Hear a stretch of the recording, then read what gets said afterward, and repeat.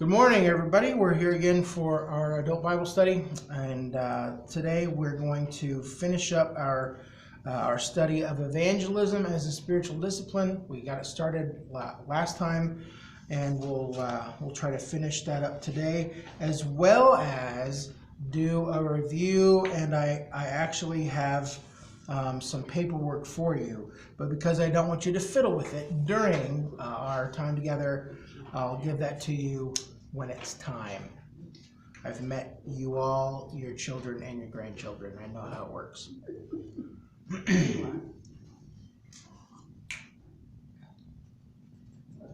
What color? Okay, so let's kind of do a quick bit of review about evangelism so far. We had said last time in Donald Whitney's book on evangelism that he identifies evangelism as a spiritual discipline because it is something we have to work at. It is something that takes us to a deeper place with Christ. Not only that, it's something that we have to prepare for and to practice for to have some kind of proficiency or success, whatever that means in evangelism. One of the things that we did say last time is that the mere fact that we share the gospel with somebody else is success. It has nothing to do with whether they jump into the baptistry or not. As soon as we have delivered the message, that is a successful thing. We did talk about the fact that evangelism is expected. It is commanded by Christ in all four Gospels and the beginning of the book of Acts. We also said that evangelism is something, as it is commanded, it is not something that comes out of our own strength and power or brilliance or whatever. That is totally empowered by God. We don't need to make excuses because God has promised that He will be with us to the very end. We see the Holy Spirit giving the apostles the right words to say in the book of Acts when they're called on to testify in some way. So the last part for us to talk about this morning, and it may not actually take very long, is to see that evangelism is a discipline. It is something that we need to practice. So, hopefully, one of the things that is most natural for us would be to share what God has done in our lives, whether that is with our children or grandchildren or siblings or whoever, that just in a conversation we could talk about the changes that God has made in us and how we see Him at work in our lives. Hopefully that would come very naturally to us. That is absolutely a part of evangelism. We tell our story. We also have heard the good news about Jesus enough times that we should probably be reasonably comfortable and familiar with the facts of God's story. God created humanity. Humanity chose to disobey. All of humanity is affected by that decision. We're all born with the tendency to sin. If we die in sin, separated from God, we are separated from Him forever. So God sent His Son Jesus to take the punishment, to bridge the gap between a holy God and an unrighteous people, and to make them righteous. And so when we believe in Him, we become a part of God's family forever. That's the message of the gospel. We have heard that again and again and again. Some of us really virtually for our entire lives. Even though that could be sort of, that it is very familiar to us and probably ought to be sort of natural, it does require effort and practice, and that's what makes it a discipline. One of the things that the author Donald Whitney talks about is that it's really not enough for us to fall into opportunities for witnessing, but we must discipline ourselves to get into the context of evangelism, to get into the habit of evangelism, to get into the lifestyle of evangelism.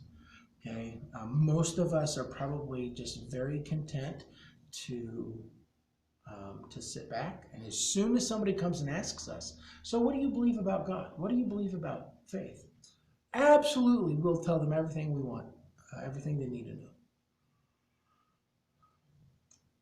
As a spiritual discipline, though, we don't just wait for those things to fall into our laps. We sort of engage in the day preparing that those things will occur, that we're looking for those opportunities. We're not necessarily going after them, with a shotgun and a net, but we're looking for those opportunities, being ready to give an answer for the hope that we have. In Matthew 5, in the Beatitudes, Jesus talks about being a city on a hill, a light that's visible to everyone. We're not waiting for the darkness to get close enough that we have to turn the light on. That light should be shining all the time. So, if we're supposed to be ready all the time, if we're supposed to be looking for opportunities to share the news about Jesus with others, then it seems like we would want to do what we can to be ready for that. That if we believe we don't have enough training, that we would get some. Again, I don't believe we need a whole lot of training. We looked last time, I think, that was a whole week ago, in John chapter 9.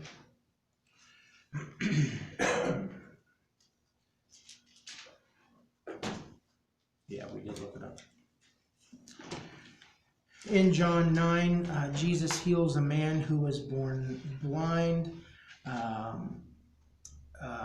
He said to this man who was born blind, I want you to, after he put some mud with the dirt from the ground and put it on the man's eyes, go wash in the pool at Siloam, and then go yourself.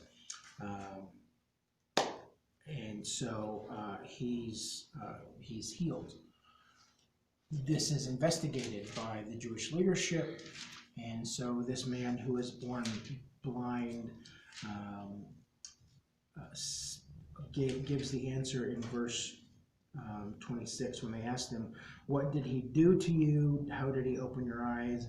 I've told you already, and you didn't listen. Why do you want to hear it again? Do you want to become his disciples too?" His answer is, I don't know who he is. I don't know if he's a sinner or not, but I know that I was blind and now I can see. He has no evangelism training at this point. Between the end of the conversation in verse 12 and down here in verse 24 and 25, he hasn't gone through a 13-week training course on how to share his faith with other people. He hasn't been involved in the evangelism explosion or friendship evangelism or eating with skeptics or anything like that. All he has done is walk down the street a little ways until he is presented with people who have questions. And what did he share? I was blind, now I am not. I didn't be able to see, and now I do be able to see. And he's the one who made it happen. I don't know anything about him, but I know that he has the power to give me sight. That is a very simple witness. I met Jesus. I don't know everything about him. I just know that I've been changed. Okay? We have heard the gospel, and we understand it well enough to choose to believe it and to follow it for ourselves. We have enough of the basics to help somebody else find their way to Jesus too. You don't need to have a PhD. You don't need to have a master's degree in theology or ministry or apologetics or anything else. You don't have to be a pastor. You don't have to be an elder. You don't have to be a small group leader. You don't have to work with the children or the youth. You just have to be somebody who's willing to share what God has done for you.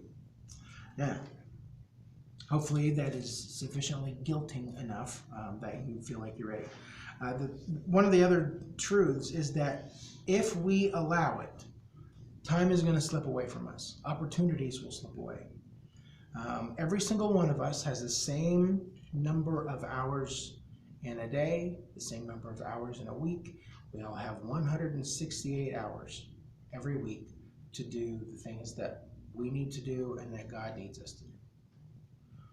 If we don't make the sharing of the good news a priority, if we don't, we'll go back a couple of lessons to stewardship.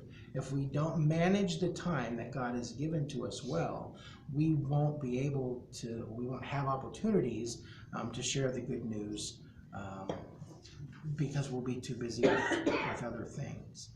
God intends for each of his followers to find ways to share the gospel with unbelievers, wherever and however we live our lives. Every single one. Nobody is exempt. We have time in our day. We have time in our week. We need to seize those moments to share the truth with others. Probably the primary reason that we don't evangelize, we don't share our faith with others, is that we do not discipline ourselves to do it. And you can figure out for yourself what the reason is. If it is fear or unwillingness or disobedience or whatever, we need to stop making excuses though, and to discipline ourselves to do it. What's the reason that you didn't get up this morning and go to the gym and work out? Too lazy. Because you didn't discipline yourself to do it. You set the alarm, you heard the alarm, you killed the alarm, and you rolled over because you were not disciplined enough to do it. What is the reason that you went to McDonald's instead of going someplace where you get some actual food with actual vegetables? Because you're undisciplined. It's convenient. It's easy. It's, I would say cheap, but it's really not cheap. But it's fast. It's painless. And delicious. Some of it is, yes. I have enjoyed the McRib season. It is my favorite season of the year, even more than Christmas, I think. There should be more pig products on the menu than just bacon. Again, the reason we don't evangelize is that we don't discipline ourselves to do it. It's like every other area of our lives. It ought not be the plan of every believer to just wait for some unexpected gospel sharing occurrence to just kind of fall from the sky into our laps. Oh, here's somebody who's ready to listen to the words of God from the Holy Spirit. Kaboom! Oh, I'm ready. Here I am. That's not the right move. How are we preparing ourselves to have those conversations? Are we praying for those opportunities? Are we putting ourselves into situations when the gospel could make a difference? Have we singled out somebody specifically that we want the opportunity to share the good news with? Colossians 4, 5, and 6 include some terms that indicate the thought and the planning required behind evangelism as a discipline. There in Colossians 4, 5, and 6, I'll just hit the highlights, but I'll let you turn there if you'd like to. Be wise, make the most, know how to answer. Be wise, make the most, and be how to answer. Let's not leave everything up to some chance random meeting with somebody, hoping that maybe they'll ask the right question and we can maybe talk about our life with Christ. Let's not leave it up to that. So here are some suggestions if you want to ratchet up the discipline of evangelism in your own life. Again, that was Colossians 4, verses 5 and 6.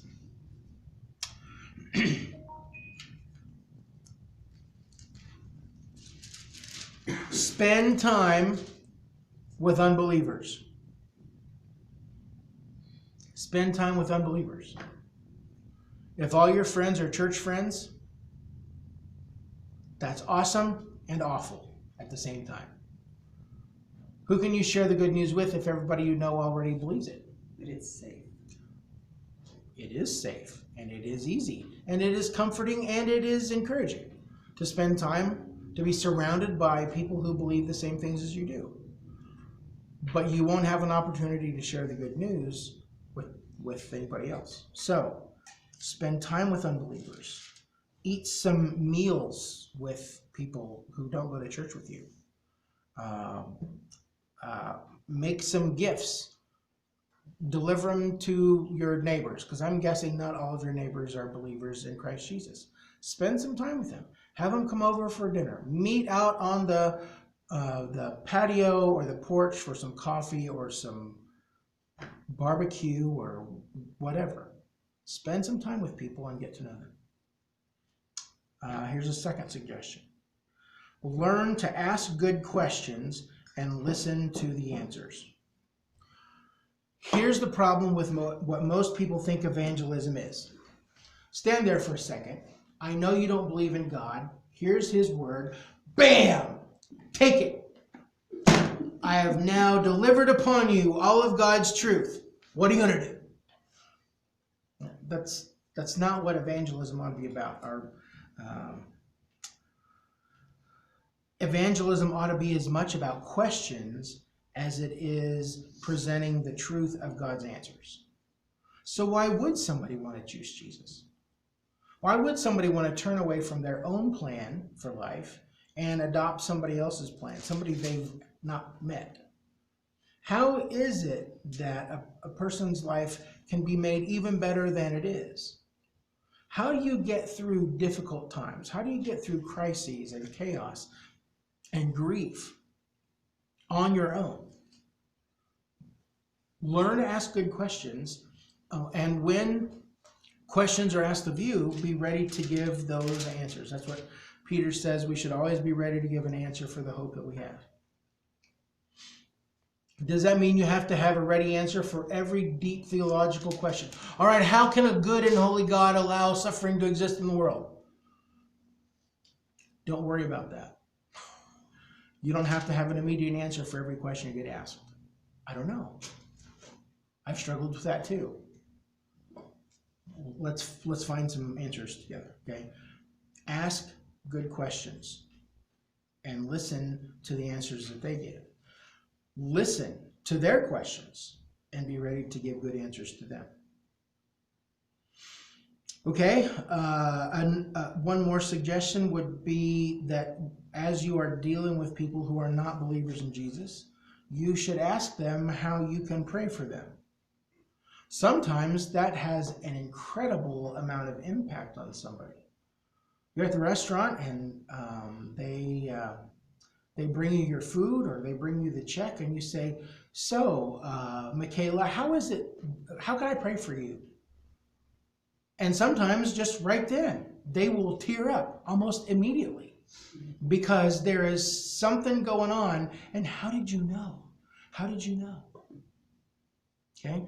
Ask how you can pray for people and then pray. Really do it. Don't just say, how can I pray for you, and then forget it.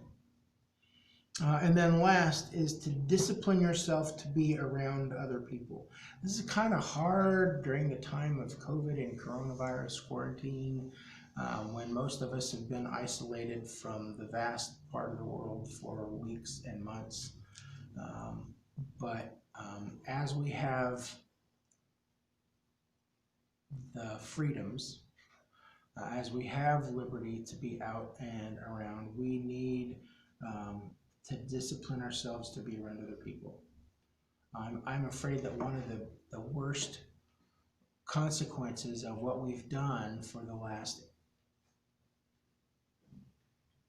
10 months, the last 10 months, almost 11 months, is that we're not going to remember how much we need other people, how much a handshake or a hug really means, or a face-to-face conversation without layers of fabric and pipe, the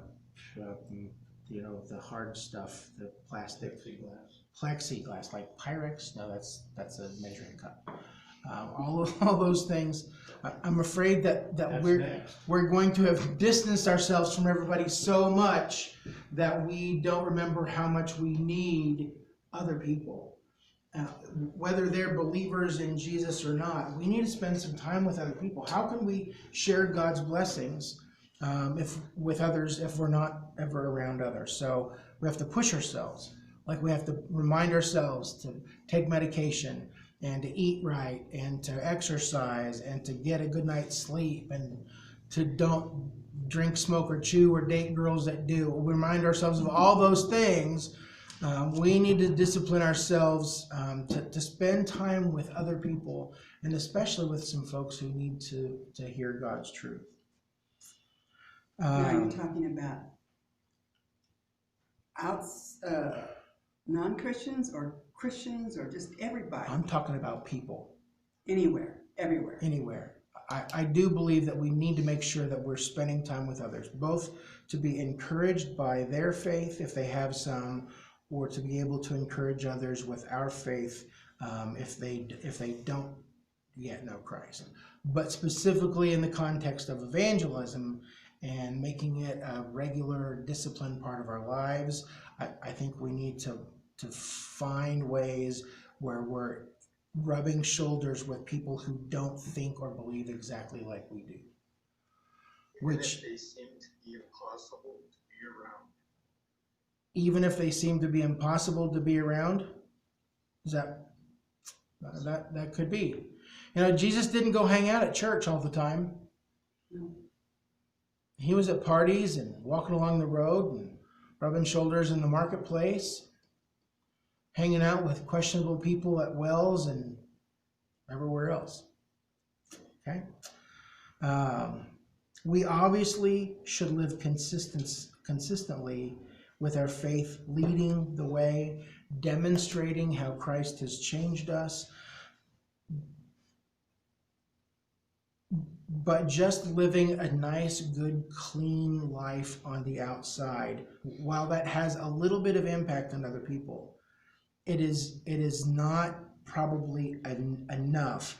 We cannot fail to share the content of the gospel, not just to hope that they see the effects of the gospel in our lives. Because it's as we share the gospel, that's where people engage with the power of Jesus. What does Romans 1:16 say about the gospel? It is the power of God for the salvation of everyone who believes. The truth, that good news, is what really has power. So, along with Paul, who says in 1 Corinthians 9:23, I do all this for the sake of the gospel, that I may share its blessing. I hope that we will discipline ourselves to live so that we can say that too, that is emblazoned across our lives. I do all this for the sake of the gospel, that I may share in the gospel's blessings. That was kind of fast.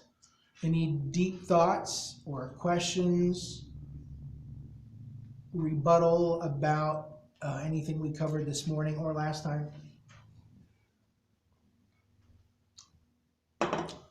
Going. Okay, perfect. I love perfect teaching that requires no questions. Just fabulous. So let's take a moment now, whatever time we have left, to go back over everything we've covered in the last few months. Okay, very quickly. Let's look at how the different disciplines are connected to each other. Okay, we're going to go back to the first inward disciplines. We have meditation, which can really sort of heighten our spiritual sensitivity. We're more aware of the spiritual realm of things. And that in turn can lead us into prayer. As we pray, we find that that fasting is a very ready partner for prayer. It helps us to stay focused. And then meditation, prayer, and fasting can move us deeper into study, which can give us more insight and wisdom and understanding about not just the Word, but about ourselves and the world too. Okay, so then we come to the external disciplines. Through simplicity, we live with others in integrity. We don't have to pretend to be somebody we aren't controlled by our stuff or how others may perceive us. Solitude allows us to really be with people when we're with people. When we're not, we're just right there with God. But we have a better relationship with people because of the time we spend in solitude. Submission enables us to live with other people without having to control and manipulate them all the time. And service helps us to be a blessing to other people. Okay? And that brings us to corporate disciplines. Confession frees us from ourselves, from our guilt and from regret and sin and burden and anxiety, all those things. Confession relieves us from that and releases us to worship. Because what could be better than I'm forgiven, I'm free, I'm no longer in chains, than to worship the one who has brought that freedom to us. Worship then opens the door for us to guidance from others. And all of the disciplines, as that we exercise them, bring celebration. The spiritual disciplines are not about legalism and obligation and duty. The spiritual disciplines are about joy and freedom and release. Okay? Joy is the thing that glues all of those things together. We've seen how stewardship enables us to make the best use of our resources, both our money and our time. And as we make the most of our time, that gives us opportunity to continue learning through our lifetimes. The lessons that we learn in study and meditation and the other disciplines are embedded in us as we journal, as we write those things down, which gives us then a map of where we've been, memories for the changes that we've made. And our continued growth in Christ motivates us and equips us for evangelism. Not just as an activity on one Monday night a month, but as a way of life. They all stick together. They all feed into and feed off of one another. So let's work to make these disciplines a part of our daily lives. I'm hoping that as a result of our study that we'll be able to step out in confidence into a bold new frontier of spiritual intimacy, where we are closer and deeper, more tightly connected to Christ our Savior. Now, I have a handout that will sort of serve as a little bit of a review and a reminder for you. So, just quickly, we're going to fill in some blanks here. A review of deeper life, a study of spiritual disciplines. A spiritual discipline is a tool for receiving God's grace. A spiritual discipline is a tool for receiving God's grace.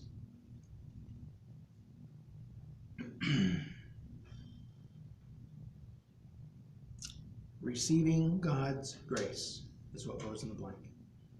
It prepares us to receive from God. And God, we said very early on that God uses three primary catalysts to change us and to conform us to Christ-likeness. Number one, God uses people to change us. Proverbs 27:17 probably says something about, one man sharpens another. Number two, God uses circumstances to change us. He puts us in the right place at the right time where we cannot help but be affected by what we've experienced. And then third, our spiritual disciplines. God absolutely uses spiritual disciplines to change us. Train yourselves, discipline yourselves for godliness. Okay, so now we've got a little bit of a table to fill out here. There's a list of all 16 spiritual disciplines that we've studied. So we've said that that spiritual disciplines bring liberation and freedom rather than obligation and duty and legalism. So let's write down for the disciplines what it is that it can free us from. Okay. Meditation frees us from the world's reality. And I have reality in quotation marks on my sheet. The world says it's real, but we know it's not exactly accurate. Meditation frees us from the world's reality. Prayer frees us from self-sufficiency and stagnation. Self-sufficiency and stagnation.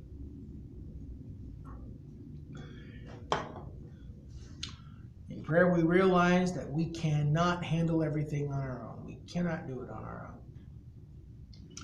Fasting frees us from our appetites and desires. Fasting frees us from appetites and desires. We're not controlled by those anymore.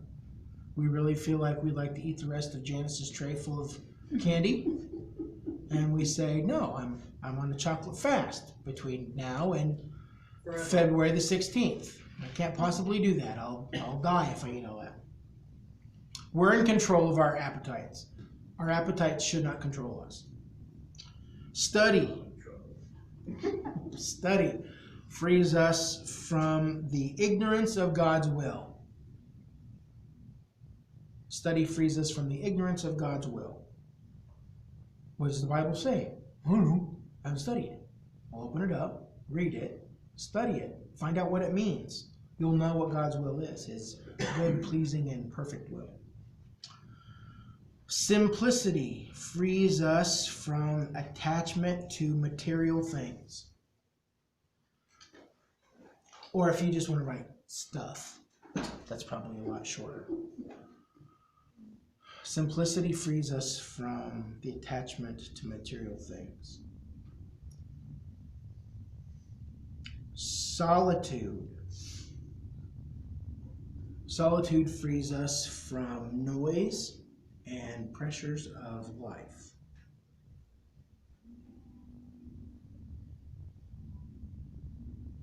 Noise and the pressures of life.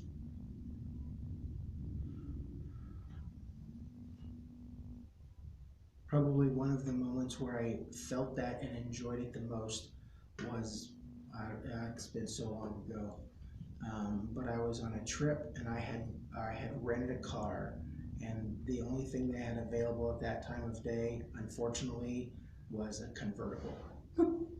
And so I was cruising down the interstate about 75 miles an hour with the top down, and I could just feel everything just sort of being sucked off like a giant stress contrail behind me. Like the air blowing in the breeze. Yes, my hair flapping in the wind. It was an amazing experience. But you don't have to have a convertible to do that. It may help, but you don't have to have one. Okay, submission. This discipline of submission frees us from having to have our own way. It frees us from selfishness, from ego.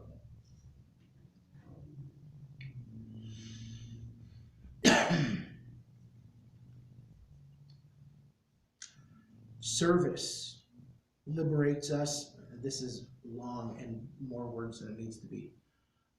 Fancier words. The ruse, R-U-S-E, the imagination of promotion and authority. You're a servant. You don't have to be in charge. You're not the boss. You don't actually have any real power. God has power. You're here to serve him. The ruse of promotion and authority. Confession frees us from guilt and uncertainty. Something a lot of people need to feel, that they have been freed from the guilt of their sin. Worship is next. Worship frees us from self-centeredness. We believe that everything is about us, that we're the highest good or the highest authority, and we are reminded in worship that God is in control and alone is worthy to be praised. Okay, we ready for guidance? Are we all caught up? Still on service. Still on service. Oh my, we're writing too many words. I have 3. Ruse of being A servant. servant. No, No, of being a leader, in charge. of having authority. Oh, having authority. Thank you. Okay, so confession frees us from guilt and uncertainty. Worship frees us from self-centeredness. Then it's guidance. Guidance frees us up from isolation and uncertainty, because we're not trying to figure it out on our own. We're going to other people to seek God's will with us and for us. Guidance frees us from isolation and uncertainty. And if you don't get all these, I'll let you look at my cheat sheet when we're done. And that brings us to celebration, unless I already said that, which is taking ourselves too seriously. In celebrating what God has done for us, we just let it all go. We let our hair down, we let the chips fall where they may, and we just enjoy and celebrate what God has done. And then in the last 4 that we have studied, these are, for me, were a little trickier to identify the thing that they free us from, but it's still true. Learning frees us up, I think, from satisfaction in our development. Satisfaction in our development. And what I mean is, if I'm no longer learning, I believe that I have achieved the highest level of information and intelligence and competence and ability. My brain is full. I'm done. I have achieved the highest good possible. But as we continue to learn, as we practice learning every day, we realize, well, there's something I didn't know. Well, there's something I haven't applied yet. So no longer are we satisfied with where we are in our spiritual growth, but we see that there's always room for improvement. And that brings, yes, sir. Satisfaction in what? In our development. Satisfaction in our development. And it brings for needed reminders. Yes, that is definitely what we learn. you don't know everything, and you're not as good as you ought to be, and there's plenty of room for development. And here's some of those areas. Okay. Journaling. What does journaling liberate us from? I think it probably has to do with, it frees us from forgetting our failures and successes.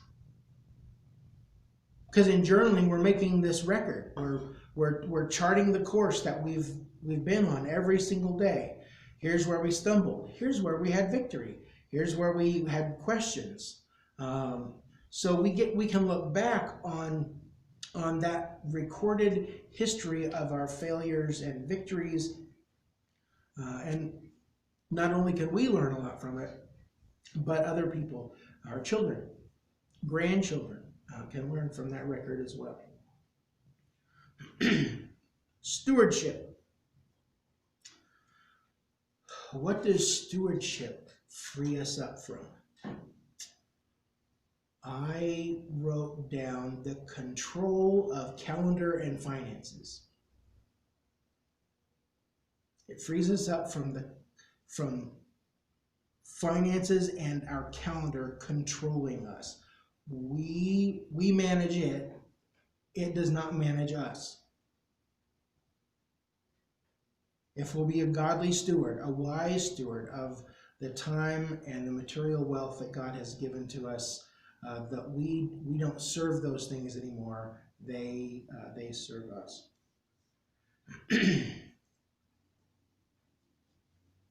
That's what I mean when I say control of finances and calendar. Not that we're just throwing those things out the window, but they're no longer in charge of us. And then the last one, evangelism. Evangelism frees us up from keeping our faith to ourselves. There's probably different ways to say that. Of all of them, that's probably where I struggle the most. What does evangelism free us up from? From disappointing God, from disobedience to expressed commands of God, from rejecting how God has put us together. I mean, there's several things that it does free us up from, but we don't go to our grave having never shared the good news with somebody else. So. I think when we share our experiences, and then sharing those, sometimes it helps our own growth, but it helps their growth. Because I've been there, done that. Yeah. I mean, you know what I'm saying? I mean, I hadn't had to experience this, but, Denny dying until he did. But then that's there, and I can help other people to go through that. Sharing what God has done for us and what we've been through is a mutually beneficial event. It's not just, we don't just give witness to those things because it would be good for somebody else, although it is. It also does have a benefit and a blessing for us. I think it kind of clarifies things for us and helps us have a deeper appreciation of God's acting in our lives. Okay? It also opens doors for opportunity. It opens doors for opportunity. It frees us from regret of not doing what we know we should have done. It frees us from regret, knowing we should have, but we didn't. That is a very powerful one as well. If I only would have, if I'd have just missed that choice, I missed that opportunity. Shoulda, coulda. Many times. All right, last statement on the page. These disciplines allow us to place ourselves before God. The disciplines allow us to place ourselves before God.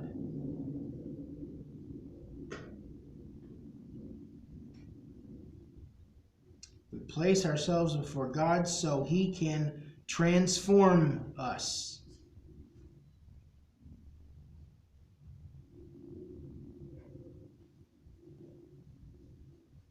They allow us to place ourselves before God so He can transform us.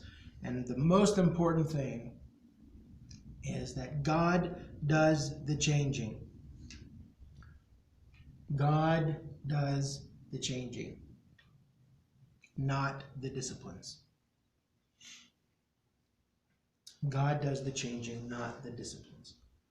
We can practice all 16 of these disciplines and still have failure, I suppose, at some point, because we're trusting in fasting or meditation or guidance or service. We're trusting in that activity to really make us different. Those are only tools that God will use to bring real change to us.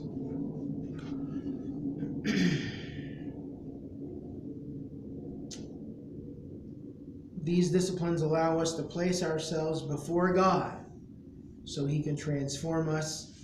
God does the changing, not the disciplines.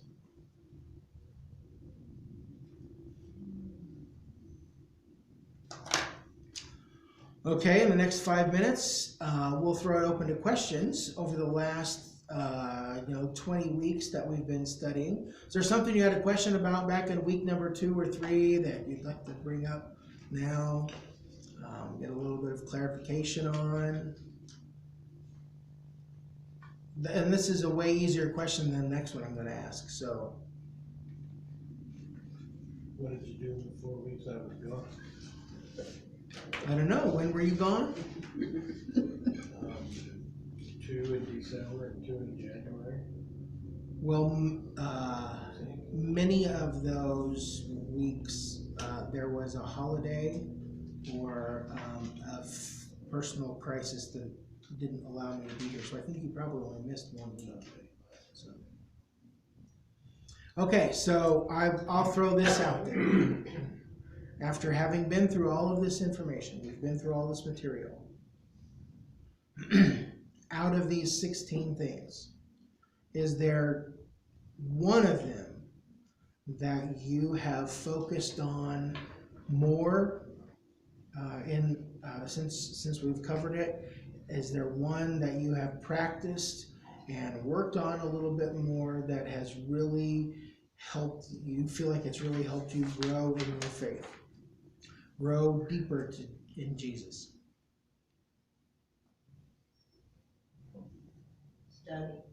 Study. She is always studying. She has at least 2 Bible studies going on every day. She's awesome.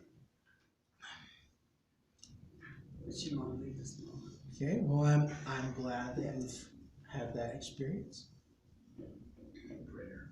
Prayer. In the message on Sunday, we talked about some of the same things we talked about during prayer. That Moses would spread out his hands in prayer. That David and Solomon lifted up or spread out their hands in prayer. Anybody do anything differently physically as they pray? Just curious. Lifting hands. Okay. Anybody else care to share? Well, let me go back to prayer for a minute. I've got praying hands up on my mantle, and this hit me this week that all of my concerns go in there. God traps them, and He, in His love, releases them out the other side. So. What have you been smoking? That's God awesome. just said, I want you to talk about it, because I've talked about it here now. I've talked about it in my other Bible study. I've talked about it. Yes, I guess He really wanted me to say it. Well, and I suppose one of the things that does is, we're definitely making a point. We're making, we recognize where we're directing things to. We're focusing all that to Him if that's how we're doing it. Okay, Yeah, that's but good. it also means your palms aren't available to try and do anything for yourself. instead of me. Oh, you can't work on it on your own. It's all up to you, God. All right, fair enough. You guys are taking that to new heights. That's awesome. And I will say, my kids came from Salt Lake and they helped me start on the garage. Really? We already had one, they have 2 back ends of their vehicles to go to Salt Lake to share. Awesome. So simplicity. I'm getting there, but it's gonna take me years. Well, I'll sure. die before I get it all done. That's awesome. Simplicity is a great one. I've actually, it's always been one of my favorites, and in the last couple weeks, I have been trying to execute that in my closet and in the pantry and in the kitchen. Like, why do we have this box of these things? We're never going to use this. That's dumb. When was the last time we used this? Well, not since we moved. Out it goes. Here's the problem, don't ever look in the box. Just Don't get look- rid of the whole thing. don't look in the without- box. Exactly, because you'll just, oh, I need that. You haven't used it for 20 years, but you need it now. All right. Well, for those of you who are watching on YouTube, thank you so much for being with us for this study. You can always go back, whether you're out there or right here. You can always go back and find those things on YouTube that's listed under the Deeper Life Study. I still have to record one from like 4 months ago, but it'll be there soon. So thanks for being a part of it. If you've got any questions, you can get in touch with me at james.sayers@roychristian.org or just come by the church office sometime. Duck's behind you.